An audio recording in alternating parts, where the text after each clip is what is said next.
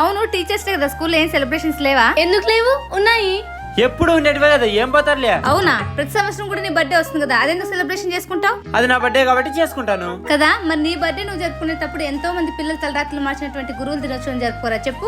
అయినా అందుకే టీచర్స్ పిలువా. ఎప్పుడైనా స్కూల్కి వెళ్ళిన మొహమేనా అది? నాకెందుకు తెలియదు, అది చేయదు ఇది చేయదు, అలా ఉండి ఇలా ఉండి రూల్స్ అండ్ రెగ్యులేషన్స్ పెట్టి ఓ సాధో పెడతారు. అన్ని రూల్స్ రెగ్యులేషన్స్ పెట్టింటేనే ఈ విధంగా ఉన్నారు పిల్లలు. అవి కూడా లేకుంటే ఎలా ఉంటారో ఒకసారి ఆలోచించుకో. మా అక్క చెప్పేది కానీ నిజమే కదా. మమ్మీ మీరు కూడా సెలబ్రేషన్ చేసుకుంటారా?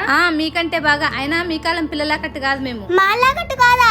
అవును, మా రోజుల్లో గురువు అంటే ఎంత భయము రెస్పెక్ట్ ఉండేదో తెలుసా. తప్పు చేస్తే అరుస్తారేమో కొడతారేమో అనే భయం ఉండేది. అందుకే మేము ఈ రోజు కూడా ఇంత పద్ధతిగా ఉన్నాం.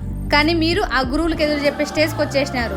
తప్పుని తప్పు అని చెప్పకూడదు, మందలించకూడదు. ఇంకా మార్పు ఎట్లొస్తుంది సమాజంలో. కానీ ఈ కాలం పిల్లలు భయపడకపోగా గురువుకి గురువు అనే రెస్పెక్ట్ కూడా ఇవ్వడం లేదు. నిజమే మమ్మీ, ఎప్పుడైతే మన టీచర్స్ కి వాళ్ళ స్థానాన్ని వాళ్ళకి ఇచ్చి వాళ్ళ అడుగులను నడుస్తామో ఆ రోజు మనం మెరుగైన సమాజాన్ని చూస్తాం. భలే చెప్పినావు అక్క.